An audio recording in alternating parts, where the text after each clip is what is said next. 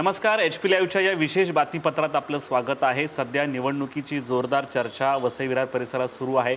सर्वच राजकीय पक्ष आपापल्या परीने कंबर कसून प्रयत्न करत आहेत. वसई परिसरात जर आपण पाहिलं तर सध्या स्नेहा दुबे हे नाव मोठ्या प्रमाणावर चर्चेत आहे आणि आज आपण चर्चा करणार आहोत नेहा दुबे यांच्याशी. कारण स्नेहा दुबे आणि नेहा दुबे या नावामध्ये मोठ्या प्रमाणावर कन्फ्युजन आहे. आम्हाला देखील कन्फ्युजन आहे आणि हे कन्फ्युजन दूर करण्यासाठी आणि अशी देखील सूत्रांकडून माहिती मिळाली होती की सध्या दुबे फॅमिलीमध्ये कुठेतरी घरगुती भांडण आहे, राजकीय भांडण आहे. त्यामुळे नेहा दुबे जे आहे प्रचारात दिसत नाही. काय मागचं कारण आहे, राजकीय आहे, घरगुती आहे, आपण या सर्व विषयांवर चर्चा करण्यासाठी आपल्यासोबत आहेत ॲडव्होकेट नेहा दुबेजी. नेहाजी नमस्कार. या चर्चेमध्ये जेव्हा सुरुवातीला स्नेहा दुबे यांचं तिकीट डिक्लेअर झालं तेव्हा सर्वांना असं वाटलं की नेहा दुबेंना तिकीट मिळाली. त्यामुळे स्नेहा दुबे यामध्ये कन्फ्युजन आहेत आणि तुम्ही सध्या प्रचारामध्ये त्यांच्या दिसत नाही. काय यामागची कारण आहेत? सबसे पहले तो मैं आप लोग को बता दूं कि मैं एडवोकेट नेहा सुरेश दुबे, स्वर्गीय सुरेश दुबे जी की लड़की मैं ही हूँ, एडवोकेट नेहा सुरेश दुबे। और ये बात जो आपने कहा कि कन्फ्यूजन जो हो रहा है नेहा दुबे स्नेहा दुबे का, तो ये कन्फ्यूजन तो खुद DCM ऑफिस से हो रहा था। क्योंकि जिस वक्त टिकट डिक्लेयर हुई तो मुझे पूरे देश से हज़ारों फ़ोन आए, ऑल ओवर इंडिया, कई विधायकों के, कई मंत्रियों के, देवेंद्र जी के कार्यालय से, उनके OSD का, उनके PA का, कई लोगों का फ़ोन आया। मैं किसी का नाम नहीं बोलूँगी। कई लोगों का फ़ोन आया कि मैडम अभिनंदन तुला टिकट भेटली है, ताई अभिनंदन तुला टिकट भेटली है। तो मुझे सबको एक्सप्लेन करके बताना पड़ रहा था कि मैं नहीं हूँ, क्योंकि पार्टी में आज पिछले 14 साल से कंटिन्यूसली सक्रिय होने की वजह से सबको लग रहा था कि टिकट मुझे मिली है, परंतु मुझे सबको एक्सप्लेन करके बताना पड़ रहा था कि टिकट मुझे नहीं मिली है। तो और स्नेहा दुबे क्योंकि पार्टी में थी भी नहीं, तो लोगों को ये समझ ही नहीं रहा था कि एक नए कैंडिडेट को, जो कि इतना प्रभावशाली है भी नहीं जिनका बैकग्राउंड, तो उनको अचानक टिकट कहाँ से मिल गई। रही बात रिलेशन की, तो मैं आपको रिलेशन बता दूं कि मेरे बड़े पिताजी श्याम सुंदर दुबे जी, उनका लड़का नवीन दुबे, प्रेमनाथ दुबे, नवीन दुबे उर्फ, उनकी बीवी है स्नेहा दुबे, जो पहले स्नेहा पंडित के नाम से फेमस थी। बाद में जब उनका BJP से जब उनका नाम आया तो स्नेहा प्रेमनाथ दुबे आया, और अभी प्रचार के समय उनका नाम है स्नेहा दुबे पंडित।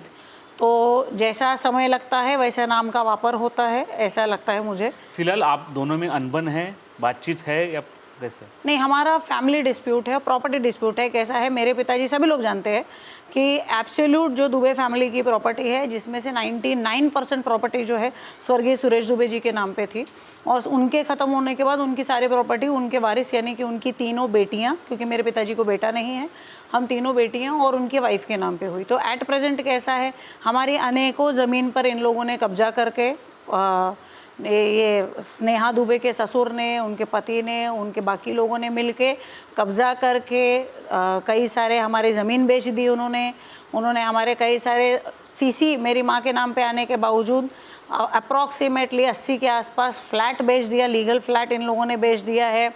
और ऐसे कई सारे काम उन्होंने किया है। और हमारा प्रॉपर्टी का आपसी डिस्प्यूट भी चल रहा है, जो दुबई स्टेट में जो पूरा एंटायर जो इलीगल बना है, कि जैसे आप नाला सोपारा प्लेटफॉर्म से उतरते हो, नाला सोपारा से प्लेटफॉर्म पे उतरते ही ईस्ट में आते ही पूरा दुबई स्टेट लगता है। तो आप पे ही आती है ना? क्या ब्लेम होता है? जो इलीगल बना है उसमें आप भी है। नहीं, मुझे ना उसका एक भी रुपए का रेंट आता है ना कुछ आता है। ये बात अलग है कि उसका 7/12 मेरे नाम पे है, परंतु कब्जे पे वो है। और मेरे पे अगर ब्लेम आता है तो महानगर पालिका में अनेक वर्षों से मैं वहाँ पे कंप्लेंट कर रही हूँ, और वहाँ पे मेरी शिकायत दर्ज हुई है। और शिकायत दर्ज होने के बाद जब कभी भी कार्रवाई करने महानगर पालिका से कोई निकलता है, जैसे लास्ट टाइम ही रमेश मनाले जी वहाँ से JCB लेके निकले थे दुबई स्टेट में कार्रवाई करने, लेकिन इमीडिएटली हमारे जो स्टेट के एट प्रेजेंट के जो मुख्यमंत्री हैं, उनके PA ने फ़ोन किया, प्रभाकर काले ने फ़ोन करके बोला कि नहीं, नवीन दुबे आपला कार्यकर्ता है, उनके किसी भी संपत्ति पे आप कार्रवाई नहीं करने का। तो रमेश मनाले समझा रहे हैं कि नहीं, नेहा दुबे का नाम का 7/12 है, जिस पे कब्जा वो कर रहे हैं। कि पिछले 5 साल में स्नेहा दुबे किधर थी नहीं एक्टिव BJP में, अचानक ऐसा क्या हो गया कि उसको टिकट तक, वो रेस में भी नहीं थी, रेस में अलग 4 लोग थे, अचानक स्नेहा दुबे को टिकट मिलने की वजह क्या है?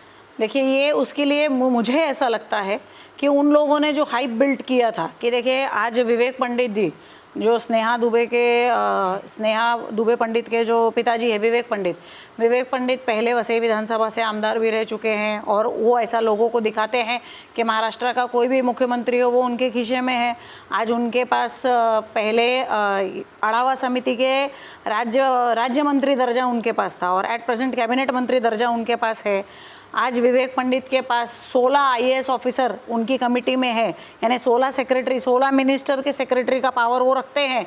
उसके बावजूद भी वो आज 42 इयर्स से आज अपनी श्रमजीवी संगठन चला रहे हैं, जो कि एब्सोल्युटली आदिवासियों के अधिकार के लिए, आदिवासियों को हक दिलाने के लिए काम कर रही है।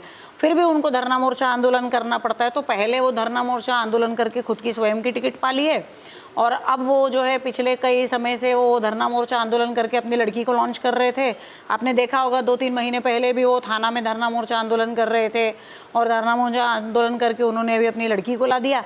परंतु जो पिछले 42 ईयर्स से जो आदिवासी जो न्याय चाहते थे, वो क्या न्याय चाहते हैं, उन्होंने आदिवासियों को क्या एक झूठा आश्वासन दिया है मेरे हिसाब से कि वन खाते की जो ज़मीन है, कि फॉरेस्ट की जो ज़मीन है उसका 7/12 हम आपके नाम पे करा के देंगे।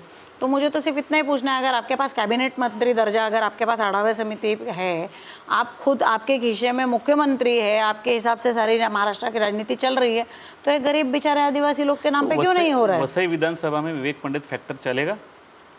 अभी वो तो विवेक पंडित जी जाने, अगर वो फैक्टर चलता तो विवेक पंडित जी खुद उम्मीदवार होते। विवेक पंडित पर्चा भरने भी नहीं आए, अब तक प्रचार में भी नहीं दिख रहे। तो उनको इस बात की पूरी तरह से विश्वास होगा ना कि वो नहीं जीत के आ रहे हैं, इसीलिए उन्हें, नहीं तो कल तो वो पालघर में थे, धानू में थे, परसों वो प्रताप सरनाईक के यहाँ पे थाना में थे, मीरा भाईंदर में घूम रहे, लेकिन वो यहाँ नहीं आ रहे। तो उनको पूरी तरह से पता है कि यहाँ की सीट जाने वाली है।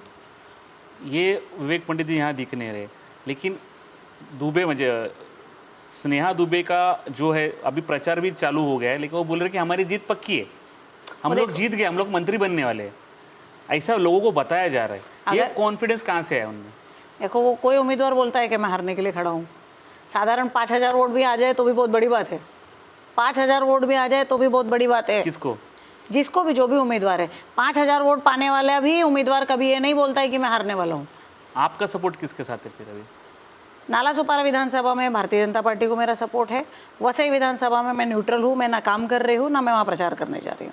एकंदर फिर वसई विधानसभा का रिजल्ट क्या लग सकता है, आपका अंदाज? मुझे आइडिया नहीं। वसई विधानसभा के ऊपर मैंने इतना इवैल्यूएशन नहीं किया, इतना कैलकुलेशन नहीं किया, परंतु मुझे इतना पता है कि अगर आप आदिवासियों के लिए अगर आप काम कर रहे हो, पिछले अगर आप संगठन चला के उस पर आप रिस्पॉन्सिबली पिछले 42 ईयर्स से आप काम कर रहे हो, आपके फैमिली काम कर रहे हैं, आपके पिताजी काम कर रहे हैं, या अगर आप लोग काम कर रहे हैं और अगर आपने उनको पिछले 42 साल से उनके ज़मीन नहीं दिलाए, उनको आपने न्याय नहीं दिलाया, तो आप आम जनता को क्या ही 5 साल में न्याय दिला पाओगे? क्योंकि जब 42 साल में आप नहीं दिला पाए तो आप क्या न्याय दिला पाओगे?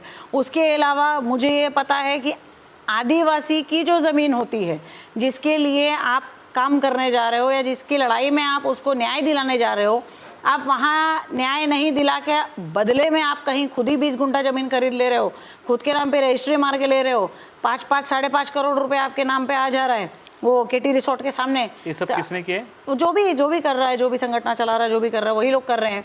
तो उनके नाम पे अगर आ जा रहा है, मैं स्नेहा दुबे का नाम बोलती हूँ, वो अगर उनके नाम पे आ रहा है, उनके इस पे आ रहा है, सब छोड़िए, आप अपने आप को लाडली बहन बोल रहे हैं। तो वसई में जो अभी जो एक कंस्ट्रक्शन का जो एक स्लैब गिरा था, जिसमें वो एक आदिवासी बच्ची मर गई, बिल्डर लॉबी थी, बिल्डर एसोसिएशन था, बिल्डर ने वो लड़की को उठा के लेके जाके विदाउट पोस्टमार्टम लड़की को लेके जाके लड़की के गांव में उसका अंतिम संस्कार तक कर डाला, तो एविडेंस नष्ट हुआ। हालांकि अगर आप डेड बॉडी को एक जिला से दूसरे जिला में लेके जा रहे हो तो भी आपको उसका जिला चेंज का आपको पावती बनानी पड़ती है।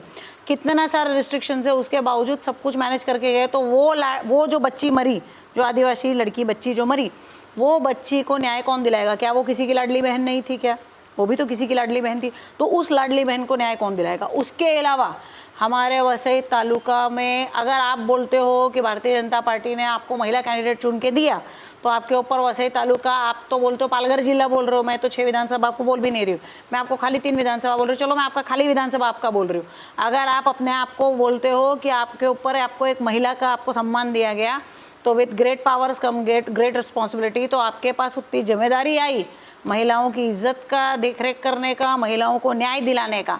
तो जो इतनी सारी महिलाओं के साथ जो अन्याय हो रहा है, एक आदिवासी बच्ची का अभी हमको उसका आया है, पूरा डॉक्यूमेंट आया है, वो बच्ची का ऐसा हुआ कि वो बच्ची का अंडर एज थी, वो बच्ची प्रेग्नेंट हो गई, वो बच्ची का मर्डर हो गया, उसको विष दे के मारा गया, तो इन्हें मर्डर ही कहा जाएगा, मर्डर हो गया।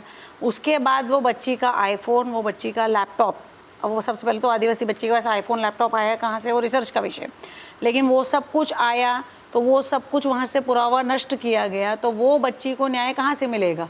क्या वो किसी की लाडली बहन नहीं थी, या वो किसी की लाडली बेटी नहीं थी क्या? तो मेरा यही सिर्फ कहना है, अगर आप अपने आप को जो रिप्रेजेंट कर रहे हो तो आप उस पर खरे उतरो। खाली इलेक्शन लड़ने तक आपको जिम्मेदारी नहीं दी जाती है। निर्णय चुनाव का जो भी है, प्लस माइनस, आप जीतो तो भी आपकी जिम्मेदारी बनती है लोगों को मदद करना, आप हारो तो भी, अगर आप 5000 वोट से हार रहे हो तो भी आपने वो 5000 लोगों का वोट लिया है, और उसके अलावा आपने पूरे विधानसभा में जाके वोट मांगा है, तो आपकी जिम्मेदारी बनती है कि वो पूरे विधानसभा में न्याय करना और पूरे विधानसभा के लोगों को न्याय दिलाना।